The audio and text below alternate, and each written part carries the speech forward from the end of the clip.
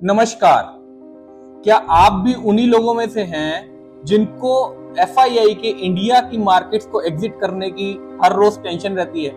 आप बार बार अलग अलग न्यूज चैनल्स को स्क्रॉल करते हैं, न्यूज पढ़ते हैं और you are also trying to figure it out कि क्यों foreign institutional investors Indian equities को बेची जा रहे हैं। मैंने थॉरो रिसर्च करी इसके बारे में और मैं आपके लिए तकरीबन 5 पॉइंट्स लेके आया हूं जिसमें मैं आपको ये समझाऊंगा कि क्यों एफआईआईज इंडियन मार्केट्स को सेल कर रहे हैं। चलिए स्टार्ट करते हैं। अच्छा, अब मेरे को एक बात बताइए, अगर आप एक गाड़ी को लेने जाएं, आप मान के चलिए आपने एक बीएमडब्ल्यू खरीदनी है, आप दो डीलर के पास जा रहे हैं, एक डीलर कह रहा है कि मैं आपको 42 लाख में दूंगा और दूसरा डीलर कह रहा है मैं आपको 50 लाख में दूंगा, तो आप कौन सी गाड़ी लेंगे?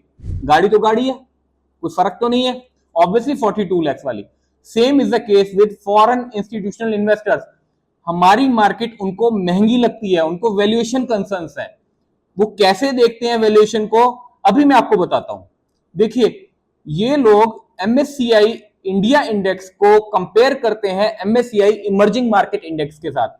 इमर्जिंग मार्केट इंडेक्स वो इंडेक्स है जिसमें इंडिया, ब्राजील, चाइना इंक्लूडेड है और वो उनकी पूरी की एवरेज है, और यही खाली एमएससीआई इंडिया इंडेक्स है। तो एमएससीआई इंडिया इंडेक्स की वैल्यूएशन है आज 22 पीई, और वहीं अगर आप एमएससीआई इमर्जिंग मार्केट इंडेक्स को देखेंगे तो that is trading at around 11 to 12x। तो इसमें कहीं ना बिल्कुल क्लियर है कि हमारी मार्केट्स आर एट प्रीमियम। हर बंदा मानता है प्रीमियम इंडिया कमांड करता है, तो उसमें कोई प्रॉब्लम नहीं है। पूरी वर्ल्ड इस बात को समझ रहा है कि Indian market will command premium in coming decades. But इनको ये लग रहा है कि कुछ ज्यादा ही हो गया है। जनरली एमएससीआई इंडिया इंडेक्स 75 से 50% के प्रीमियम पे ट्रेड करता है एमएससीआई इमर्जिंग मार्केट इंडेक्स के, मगर वो प्रीमियम आज बढ़कर 90% तक पहुंच चुका है। तो इन एफआईआईज को ये लग रहा है कि ये ज्यादा प्रीमियम हम पे कर रहे हैं इंडियन मार्केट्स को, इसीलिए वो लोग इंडियन मार्केट्स को बार बार बेच रहे हैं। और साथ ही ये भी है कि जो अदर इमर्जिंग मार्केट इकोनॉमीज है, जैसे कि चाइना जो कि 13 फॉरवर्ड पी पे ट्रेड कर रहा है, South Korea which is also trading at around 8 forward p, और Brazil which is also at 7 to 9 p forward. तो अगर ये बाजार इतने सस्ते हैं तो उनको फॉरेन इन्वेस्टर्स को कहीं ना कहीं हिचकिचाहट हो रही है इंडिया में पैसा लगाने का। उनको ये डर है कि कहीं ये प्रीमियम घटेगा तो उनको नुकसान ना हो जाए। खैर, ये बोलना बहुत आसान है कि प्रीमियम है तो इंडियन मार्केट्स महंगी है। इसमें 2-3 बातें और भी देखनी जरूरी है। पहली बात, आप ये देखिए कि जो पिछले 5 साल की रिटर्न है एमएससीआई इंडिया इंडेक्स की, दैट इज अराउंड 20%, और वहीं एमएससीआई इमर्जिंग मार्केट इंडेक्स की जो 5 साल की पिछली रिटर्न है दैट इज ओनली 6%। अब कहां 20% और कहां 6%? मेरे को बताओ, अगर आपको 20% मिल रहे हो तो क्या आप 6% लेने जाओगे? क्या नहीं जाओगे ना। Same is the case with Indian equities. और दूसरा एक बहुत important metric foreign institutional investors check करते हैं, मैं कहता हूं आप लोग भी इस चीज को जरूर देखा कीजिए। इंडियन मार्केट्स की return on equity is expected to be around 14.5 to 16%, और वहीं इमर्जिंग मार्केट्स की उम्मीद की जा रही है 11 से 12%।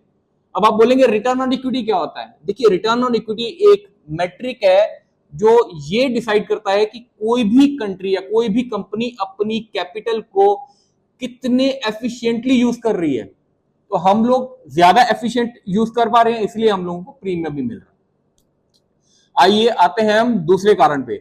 जेपी मॉर्गन ने इंडियन गवर्नमेंट बॉन्ड्स को अपने ग्लोबल बॉन्ड इंडेक्स में इंक्लूड किया 2024 में, और वेटेज दी 10%, जिससे कि एनालिस्ट को यह मानना है कि इसकी वजह से तकरीबन 20 से 40 billion dollars, 20 to 40 billion dollars Indian government bonds में आएंगे।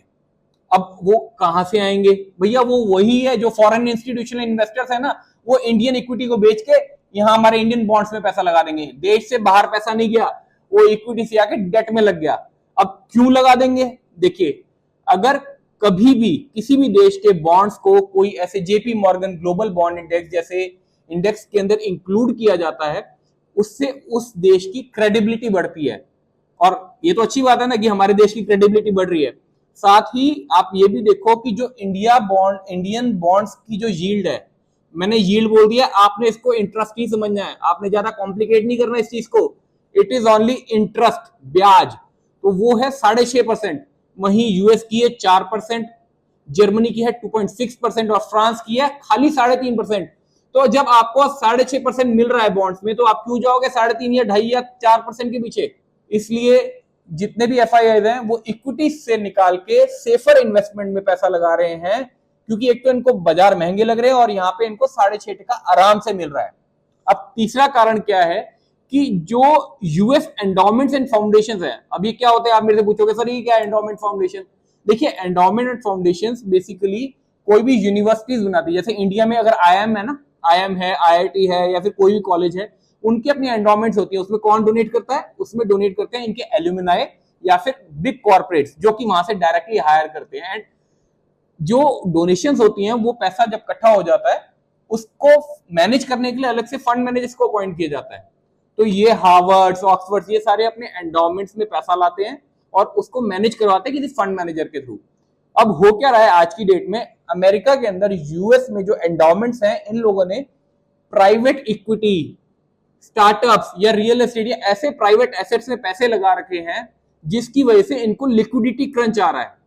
अब जब लिक्विडिटी क्रंच आएगा तो ये क्या करेंगे? अगर आप मान के चलिए आपने एक इलिक्विड एसेट खरीद ली और आपके पास एफडीज पड़ी हुई हैं या आपके पास शेयर पड़े हुए हैं और आपको पैसे की जरूरत है, तो आप क्या करोगे? शेयर ही बेचोगे ना या फिर एफडी बेचोगे। सेम ये लोग वही कर रहे हैं। इनको पता है कि Indian equities are very very liquid, यूं चाहो करोड़ों का माल बेच जाते हैं। इसलिए ये लोग हमारी इक्विटीज को बेच रहे हैं ताकि जो इनको कैश क्रंच आ रहा है अपने देश में उसकी भरपाई कर पाए। बाकी ऐसा नहीं है कि इंडिया की ग्रोथ स्टोरी से ये लोग कन्विंस्ड नहीं है। ऐसा तो कोई मूर्ख ही सोचेगा कि इंडिया की ग्रोथ स्टोरी खत्म हो गया है या फिर कई महानुभाव बोल देते हैं इंडिया इज डेड इकोनॉमी। आप समझ गए होंगे मैं क्या बोल रहा हूं। चलिए अगली बात पे आते हैं कि यूएस में जो ट्रेजरी यील्ड्स हैं वो 4.09% के हिसाब से है। 4.09% यूएस ट्रेजरी यील्ड है। यील्ड क्या है मैंने आपको बताया था, याद कीजिए, मैंने आपको कहा था यील्ड को आपने सिंप्लीफाई करके खाली ब्याज समझना है, इंटरेस्ट।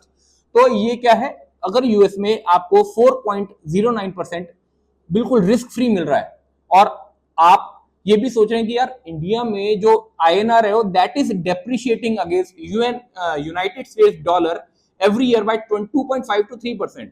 मतलब कि अगर आप इंडिया में पैसा लगाओगे तो 2.5 से 3% का तो कट आपको होगा ही होगा, क्योंकि यूएसडी एप्रिशिएट करेगा हर साल। तो जो फॉरेन इंस्टीट्यूशंस बैठे हुए हैं, जो फंड मैनेजर बैठे हुए हैं वहां पे, वो क्या सोच रहे हैं? वो सोच रहे हैं यार यहाँ पे मेरे को 4% फ्री मिल रहा है बिना रिस्क के और मेरे 2.5 से 3% यूएसडी डेप्रिसिएशन वाले भी बच जाएंगे, तो मेरे को क्या खराबी है यार? मेरे को 6.5 से 7% बिना किसी रिस्क के बच रहे हैं, मैं क्यों इंडियन इक्विटी में लगाऊं जब मुझे वो देश महंगा लगता है या फिर और कोई भी उनको कारण दिखते हैं, जैसे कि जियोपॉलिटिकल टेंशन भी हो सकती है या जो भी उनका दिमाग कह रहा है।